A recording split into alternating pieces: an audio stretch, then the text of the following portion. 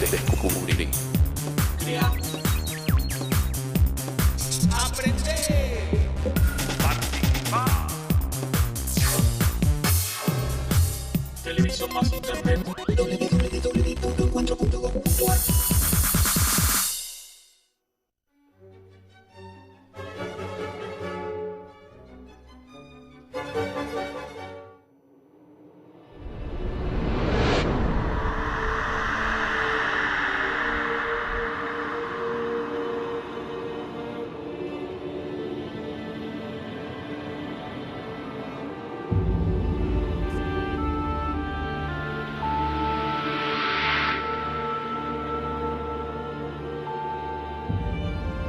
Dolores Urquiza se dispone a tocar el piano. Es una noche apacible, ideal para disfrutar de la música. En otro lugar del palacio, su padre, Justo José, se encuentra charlando con su secretario. Es una conversación ligera, distante de los conflictos que sobrelleva la provincia. Un abrupto sonido interrumpe la charla. No es la música de su hija Dolores. Son sonidos de hombres a caballo, dentro del palacio, acercándose.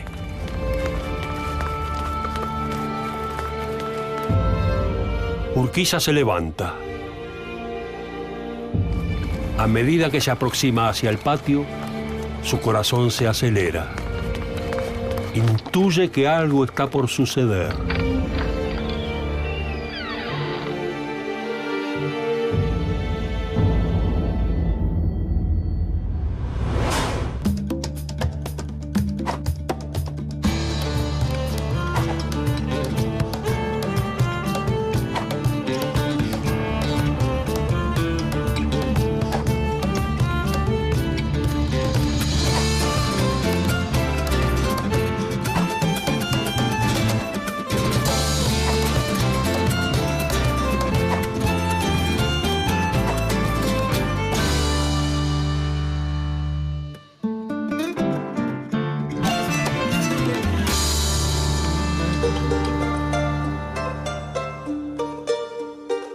Durante 28 años, el litoral estuvo controlado por un hombre. Su nombre despierta sentimientos encontrados. Fue odiado, repudiado y acusado de tirano. Fue amado, respetado y aclamado como un republicano. Entre la sangre y el fuego de una época turbia de nuestro país, él supo combatir a los hombres fuertes de Buenos Aires. Enfrentó la adversidad, creyó en el federalismo, traicionó y fue traicionado. Su nombre, Justo José de Urquiza.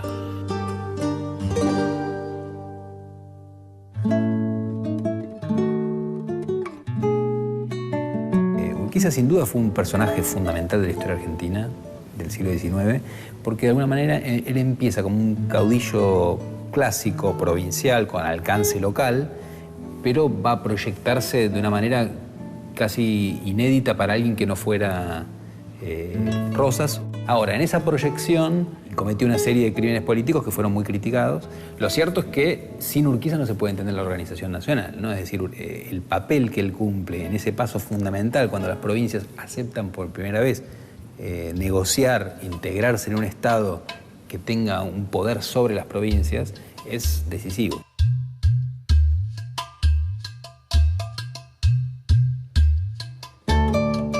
Justo José de Urquiza nació el 18 de octubre de 1801 en Talar de Arroyo Largo, Entre Ríos.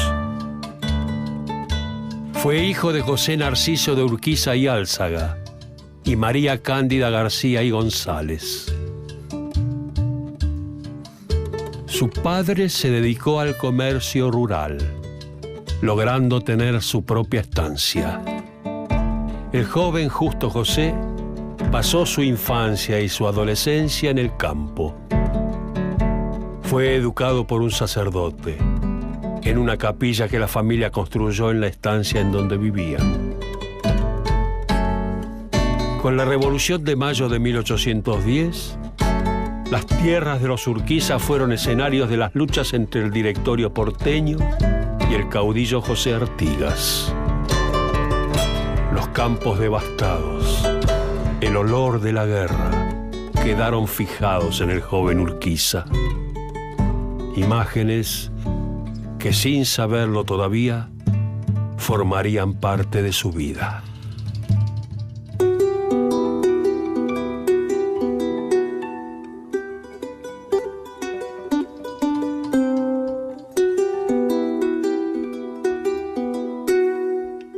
En 1816, Urquiza fue enviado a Buenos Aires. Estudió en el Colegio de San Carlos.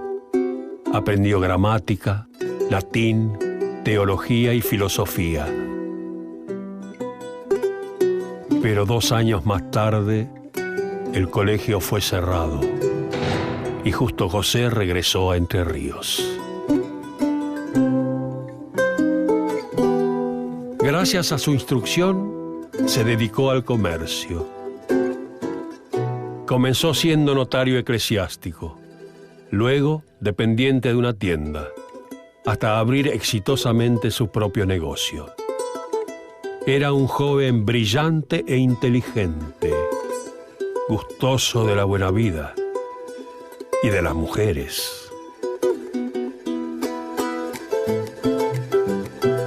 Su poder fue creciendo.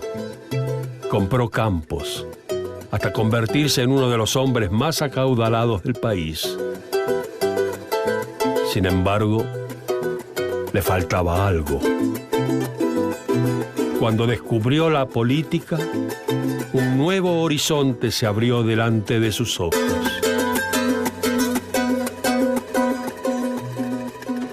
Urquiza empieza siendo un hombre de negocio, empieza siendo un emprendedor, alguien que comienza en esta actividad mercantil, va a tener mucho éxito, de hecho va a llegar a ser, creo yo, o el hombre más rico o uno de los 2 o 3 hombres más ricos de América del Sur en su apogeo, y a partir de eso va a ir construyendo lo político y después creo que, como decía von Clausewitz, la parte militar es nada más que consecuencia de la política, ¿no?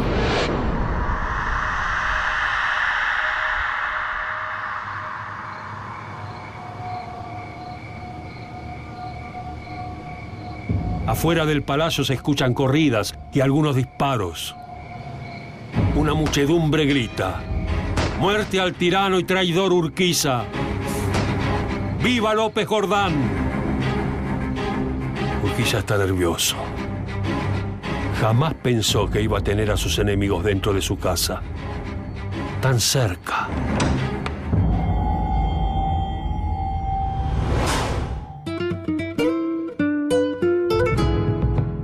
Urquiza comenzó a participar en la política local y en 1823 se unió a un grupo de entrerrianos que buscaba liberar a la banda oriental. En aquel entonces el Imperio del Brasil, recientemente independizado de Portugal, incorporó a la banda oriental como una de sus provincias, lo cual generó mucha resistencia en el Río de la Plata. Urquiza empezó a actuar en política desde muy joven, tenía 20 años, digamos. Ya en 1823 participó de un movimiento entrerriano que buscaba liberar a la banda oriental, que estaba desde 1820 totalmente ocupada por los portugueses. Y al ser parte de ese intento fracasado, se enemistó con el gobernador de Entre Ríos, que era Lucio Mansilla, un porteño, y se escapó a Corrientes. Después Mansilla le pidió que volviera. Incluso lo incorporó a un cuerpo de cívicos miliciano con un cargo militar, pero a partir de ese momento él estuvo ligado con la política permanentemente. El vigor de Urquiza no se apagó en ningún momento. Influenciado por los ideales federales de Artigas y el caudillo entrerriano Francisco Ramírez, continuó su carrera política. En 1826 fue electo diputado provincial. Al poco tiempo de asumir, rechazó la Constitución unitaria sancionada ese mismo año en Buenos Aires. Entre 1827 y 1831, Entre Ríos vivió una serie de revueltas políticas. Urquiza no permaneció impávido ante estos conflictos. Se unió a Ricardo López Jordán padre en su intento de tomar el poder, pero fracasaron. La política entrerriana en la década del 20 es muy complicada, ¿no? Es decir, hay muchos cambios y mucha injerencia, tanto de Santa Fe como de Buenos Aires. Entonces, entre 1827 y 1831, él participó de 2 intentos apoyando a Ricardo López Jordán para apoderarse del gobierno, que fracasan. En uno de esos terminó preso en Santa Fe. Ahí conoció a Estanislao López, con el cual entabló una relación buena. Fue llevado prisionero a Santa Fe. Allí estableció un buen vínculo con el patriarca de la Federación, Estanislao López. El santafesino le escribió a Rosas y le dijo: aquí lo tengo a don Justo Urquiza en clase de detenido. A mi modo de ver, el mozo es ingenuo y de carácter franco, y por lo mismo lo mantengo solamente detenido hasta que se haya nombrado gobierno en Entre Ríos, que entonces le permitiré volver a su casa, si usted no tiene reparo en esto. Al volver a Entre Ríos, Urquiza encontró la provincia estabilizada.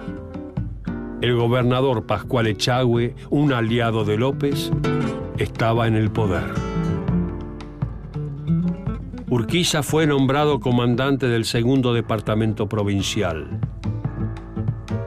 Ya era una figura clave de la política local. En 1832 llegó al poder Pascual Echagüe, que era alguien muy cercano a López, y con Echagüe se produce algo importante en Entre Ríos, que es que el occidente, la zona de Paraná, sobre la cual tenía influencia Echagüe, y el oriente, de la cual provenía Urquiza, por primera vez logran un consenso, ¿no? Es decir, logran esta cosa de la división de entrerriana superarla, y eso va a hacer que Entre Ríos vaya de a poco dejando atrás la etapa de los grandes conflictos internos y consolidando un orden nuevo que va a hacer que en la década de 1840 se convierta en una provincia bastante dinámica económicamente y bastante poderosa, que a la larga le va a permitir enfrentarse nada menos que con Buenos Aires, y ventajosamente.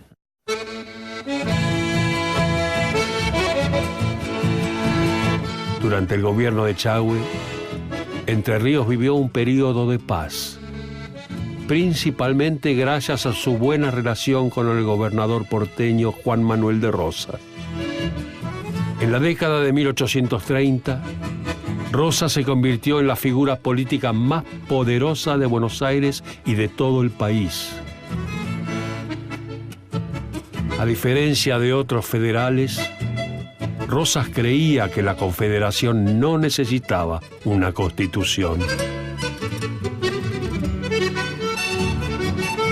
En el período de predominio rosista, Entre Ríos fue un área estratégica, pues se encontraba cerca de Buenos Aires, de la Banda Oriental, del Imperio del Brasil y de Corrientes. Esta condición hizo que Entre Ríos estuviera en estado de guerra permanente. Entretanto, Urquiza ya era coronel. Acompañó al gobernador Echagüe en todas sus campañas militares a favor de la causa federal. Batalla tras batalla, Urquiza fue perfilándose como un hombre de grandes cualidades para la guerra. No dudó en pasar el cuchillo cuando lo consideró necesario.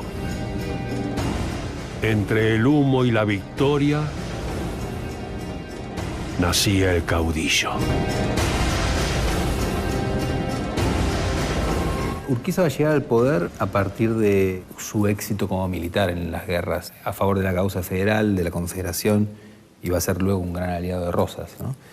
Lo que va a hacer es que de a poco empieza a opacar a la figura de Pascual Echagüe, el gobernador entrerriano y importante general federal, sobre todo porque después de la batalla de Caaguazú, en la cual Echagüe es derrotado por el general Paz, el viejo unitario que ahora estaba al servicio de Corrientes, Echagüe tiene que abandonar el poder y al poco tiempo la legislatura de Entre Ríos decide nombrar a Urquiza como gobernador en vez de Echagüe. En 1841 hubo un cambio importante en la política entrerriana. Tras una década en el poder, Echagüe no fue reelecto. En su lugar, la legislatura eligió a Justo José de Urquiza, que ya era un líder reconocido. Cuando Urquiza fue nombrado gobernador, sintió que había alcanzado la cima del poder. Y de a poco empezó a aspirar a un objetivo más grande: tener un país organizado según el federalismo.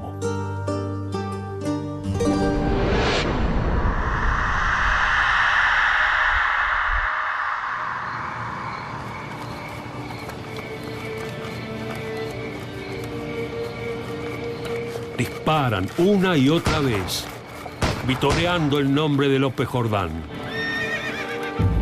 El caudillo, desesperado, intenta regresar a su habitación.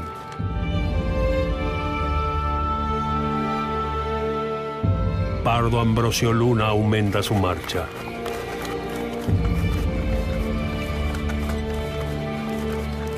Quiere encargarse personalmente de la muerte de Urquiza.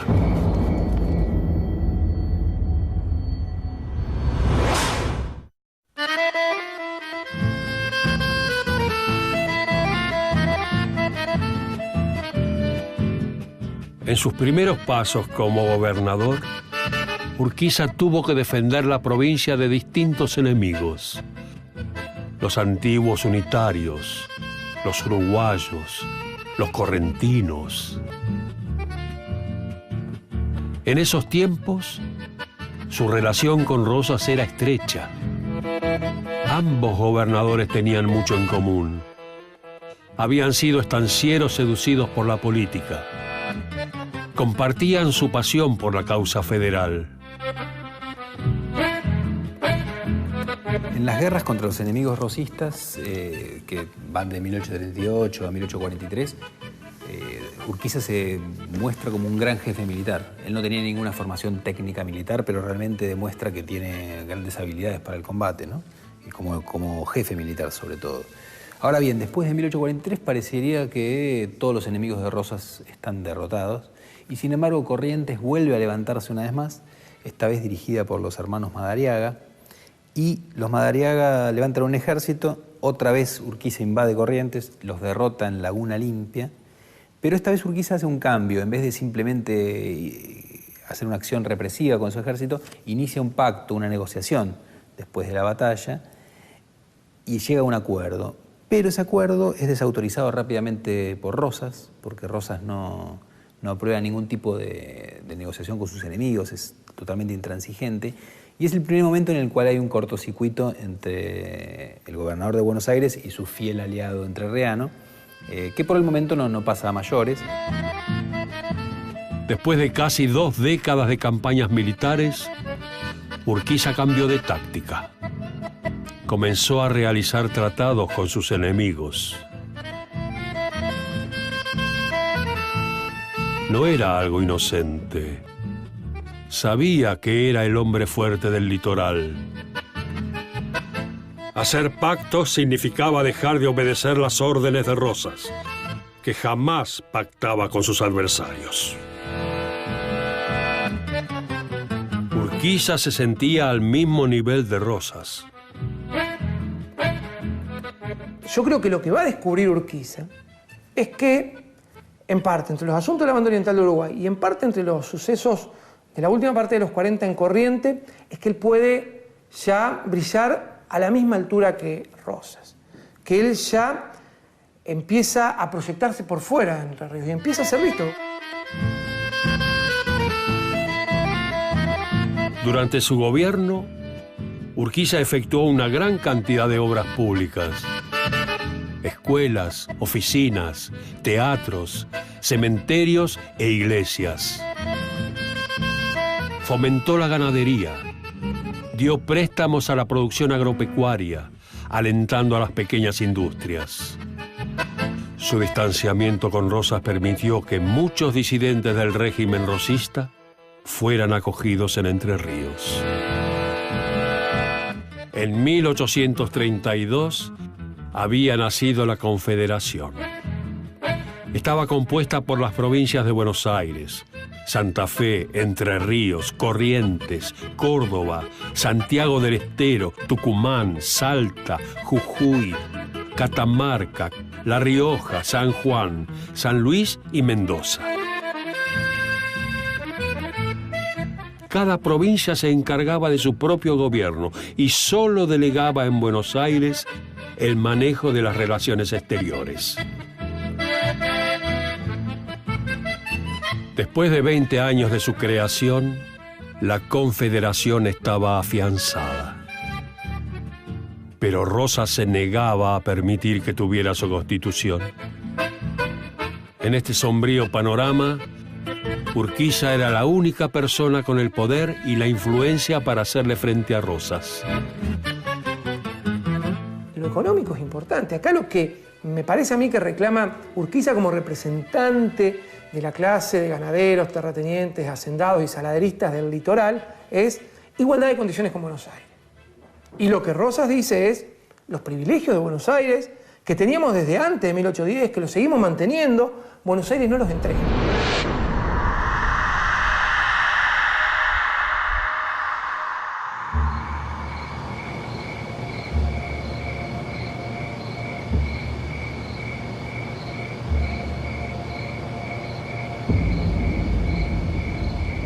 Urquiza intenta cargar su arma. Sus movimientos son nerviosos. Sabe que le queda poco tiempo. Pardo Luna observa al caudillo. Le apunta con su arma. Urquiza se vuelve. Está trémulo. Luna dispara.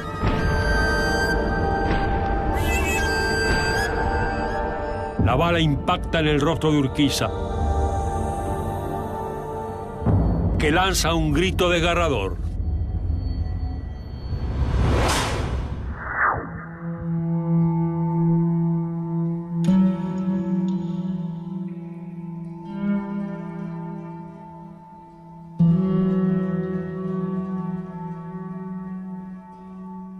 El 1 de mayo de 1851, Urquiza se pronunció contra Rosas. Rosas no permitía que se navegara por los ríos del litoral y eso perjudicaba económicamente al litoral, que tenía que pasar toda su producción por Buenos Aires, que, bueno, claramente Rosas siempre defendió fuertemente los privilegios de Buenos Aires, ¿no? Por otra parte, Urquiza creía que había llegado el momento de hacer una organización constitucional Gracias. Una organización constitucional del país, algo a lo cual Rosas siempre se había opuesto. Para Rosas era mejor seguir durante un tiempo con la Confederación que él dirigía desde su lugar de gobernador de Buenos Aires. El caudillo dijo: ha llegado el momento de poner coto a las temerarias aspiraciones del gobernador de Buenos Aires, quien, no satisfecho con las inmensas dificultades que ha creado a la República por su caprichosa política, pretende ahora prolongar indefinidamente su dictadura odiosa.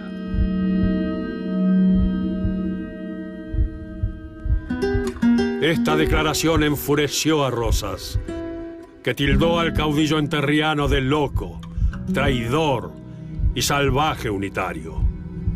Pero ya era demasiado tarde.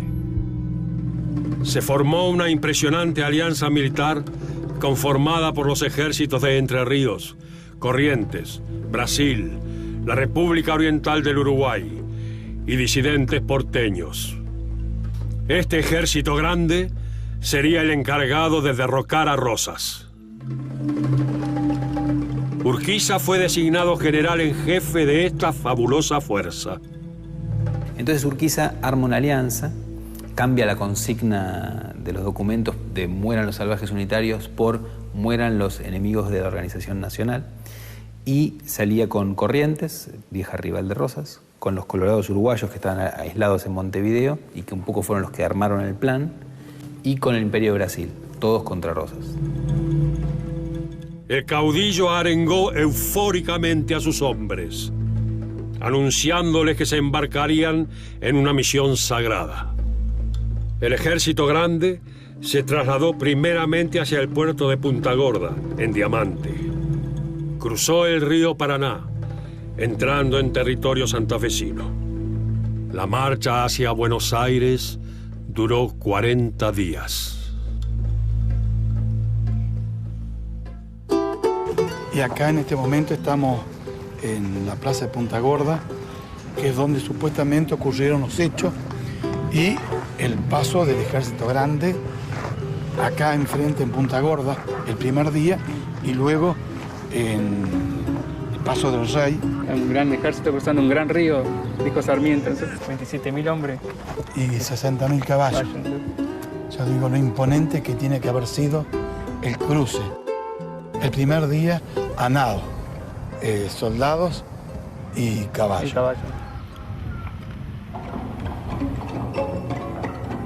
El 3 de febrero de 1852, en el Palomar de Caseros, se libró la decisiva batalla. Urquiza se encontraba en su esplendor militar.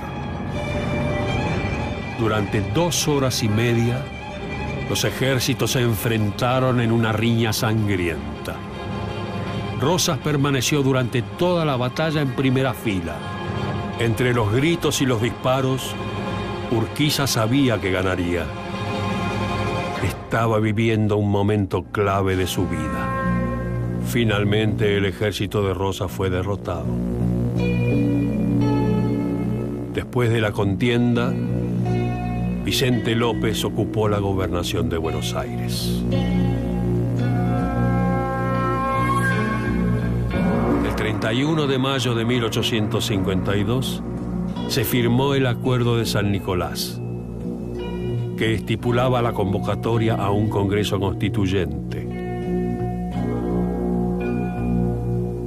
Buenos Aires fue la única provincia que no firmó este acuerdo, que amenazaba sus privilegios. Bueno, al tiempo de Caseros, las provincias deciden reunirse para finalmente llevar adelante el objetivo que Urquiza había defendido, que era la organización constitucional, y se juntan en San Nicolás de los Arroyos, al norte de la provincia de Buenos Aires, y por primera vez las provincias parecen dispuestas a resignar parte de su soberanía a cambio de una soberanía mayor, una soberanía nacional. Y hay una sola provincia que no acepta el acuerdo, que es la más poderosa y la que más siente que tiene que perder con la organización nacional, que es Buenos Aires.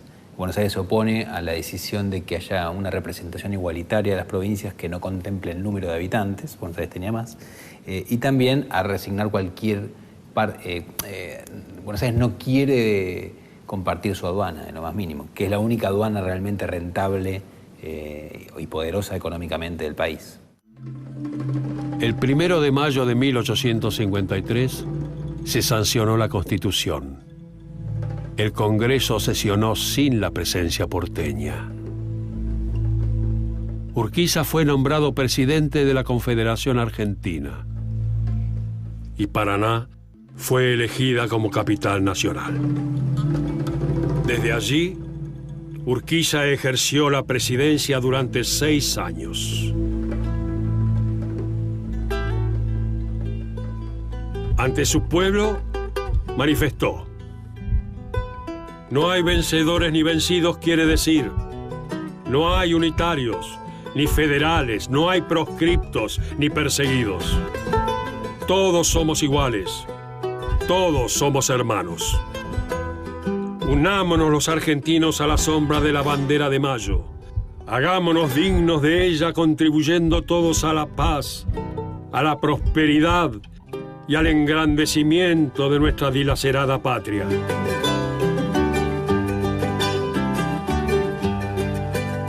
Durante su mandato, el caudillo creó el Tesoro Nacional, reglamentando las rentas de aduanas, del papel sellado y de correos.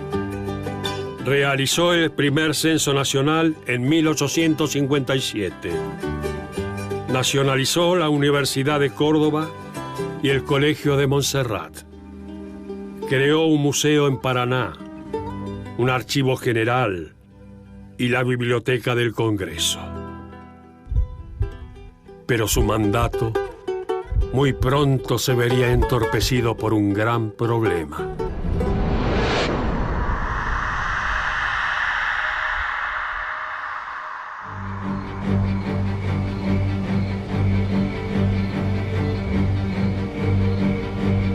Dolores corre hacia su padre. Lo sostiene entre sus brazos mientras la sangre sale de la herida. Los ojos del caudillo tiemblan horrendamente. Sus labios murmuran algo incomprensible.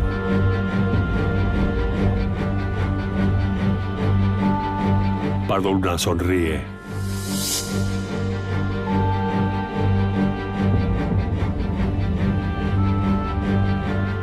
El antes poderoso padre de la Confederación es ahora un hombre débil, moribundo.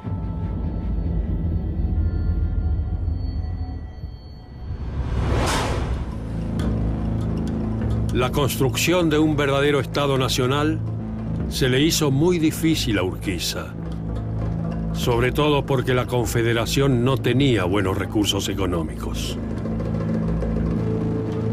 Buenos Aires, que estaría separada durante 8 años, prosperaba y la Confederación se hundía.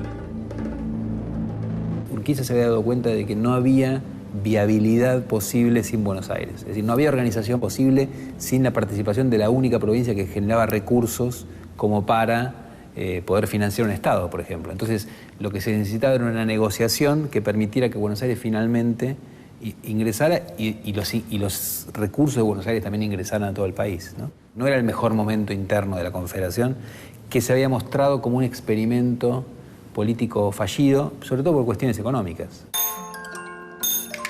Imaginar la Confederación sin Buenos Aires es imposible. Pero hay dos ejemplos que lo pintan muy claro.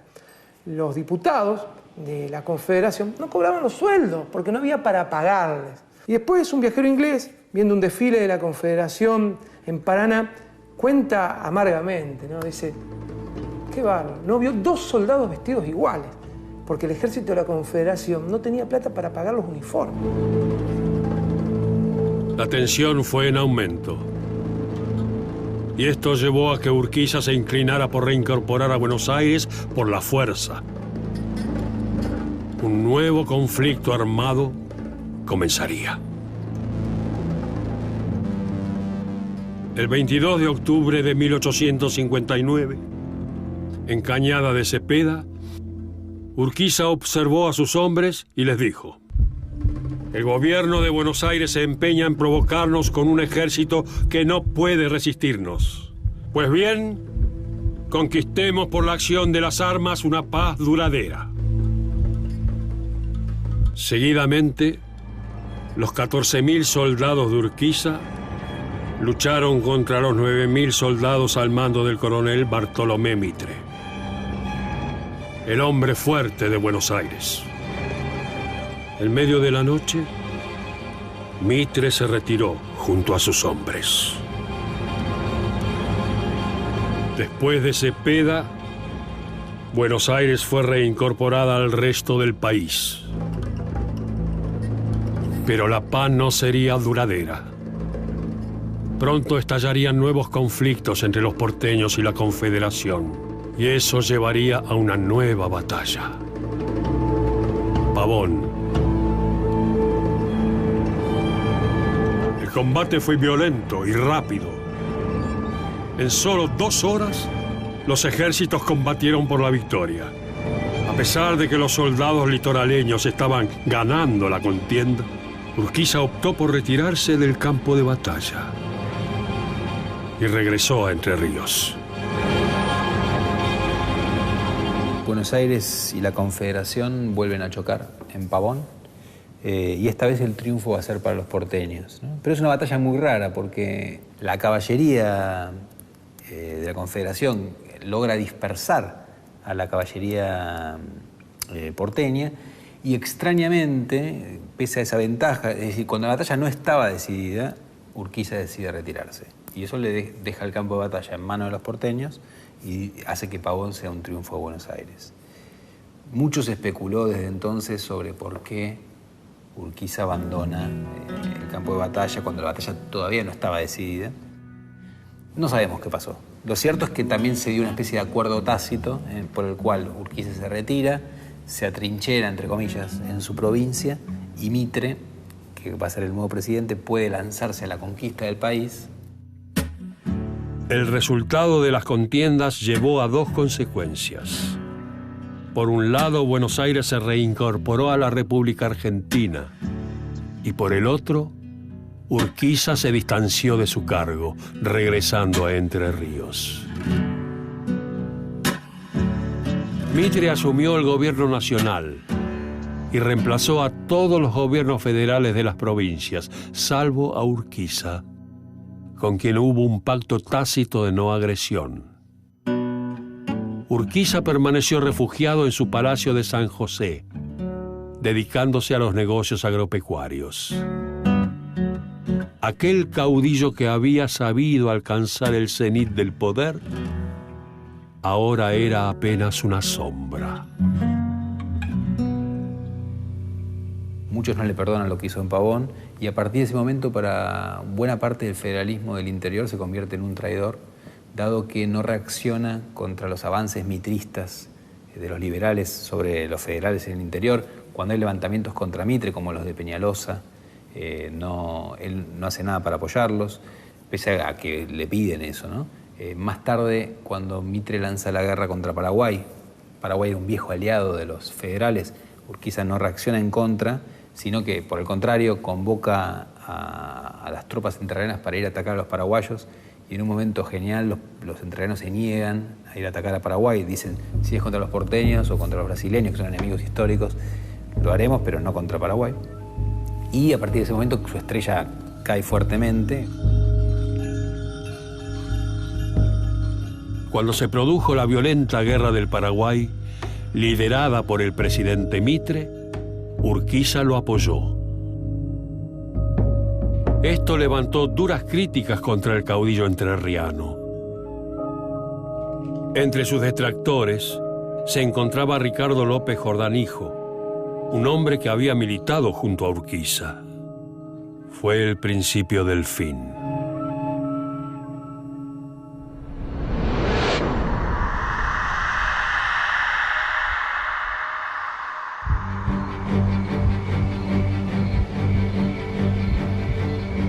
Pardo Luna se dispone a rematar al caudillo. Da una orden. Urquiza observa la mano de un sujeto que se aproxima. Trae un cuchillo. Nicomedes Coronel, su antiguo mayordomo y protegido, apuñala a Urquiza una y otra vez.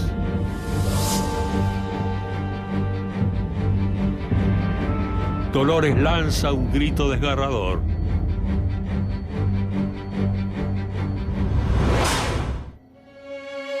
En 1868, Urquiza perdió las elecciones. En 1870, terminada la Guerra del Paraguay, realizó una celebración en su palacio, invitando a muchos de sus antiguos enemigos. Fue la gota que rebalsó el vaso.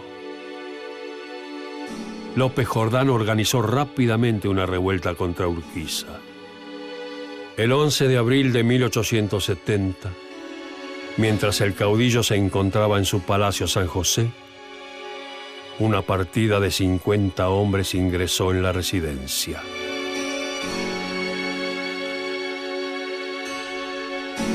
Urquiza fue asesinado brutalmente. Esta es la foto del cadáver de Urquiza, que tiene incluso un disparo junto a la boca, ¿no? Que marca también un final trágico del personaje, que es la consecuencia de la decadencia progresiva de su figura, que empieza a partir de Pavón, ¿no? Es decir, para muchos Urquiza es un traidor a la causa federal.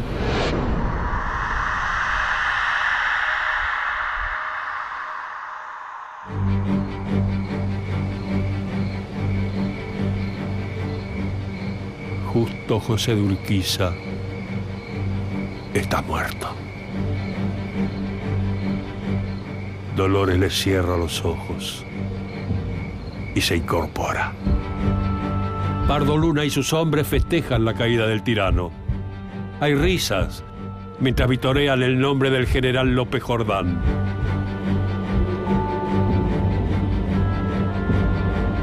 Han pasado varias horas desde el asesinato del caudillo. Los asesinos siguen en la casa. Pardo Luna echa una última mirada a Urquiza y da la orden de dejar el lugar. La familia del caudillo cree que lo peor ha pasado. Están equivocados.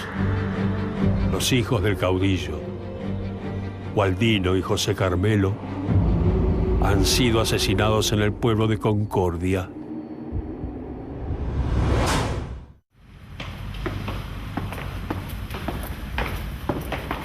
Esta tumba está desde el año 1967, pero Urquiza fue asesinado en su casa, en el Palacio San José, el 11 de abril de 1870, a la tardecita, a las 7:30 de la noche, como dice en las placas que nos han dejado la familia.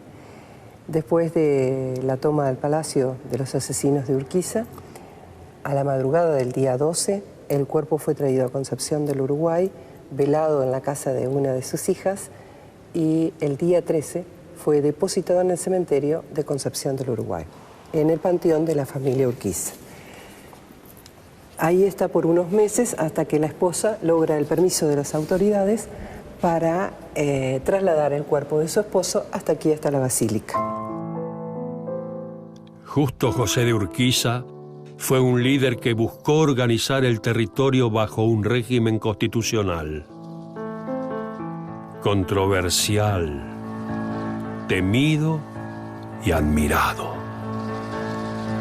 En 1851, Urquiza se pronunció diciendo: «Vengo a arrebatar el poder a un círculo que lo ejerce en su provecho para devolverlo al pueblo, que lo usará para su prosperidad.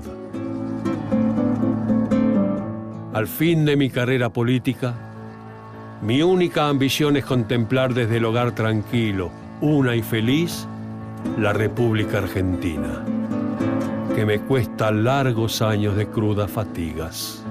Vengo a ofreceros una paz duradera bajo la bandera de nuestros mayores, bajo una ley común, protectora y hermosa».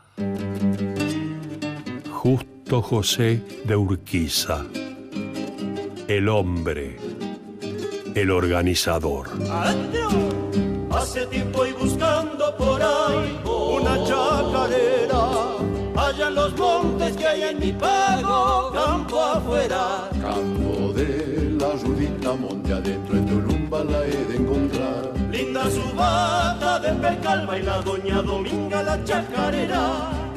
Abajito de un talar la vi por ser Montarazá, y unos tizones de leña mansa la aroma va. La aromaba con su olor unos gajos de tala que supo cortar. Mi amigo Don Vivas al caer, inviernos pasados para su corral, y en la tierrita suelta el barrer de las alpargatas.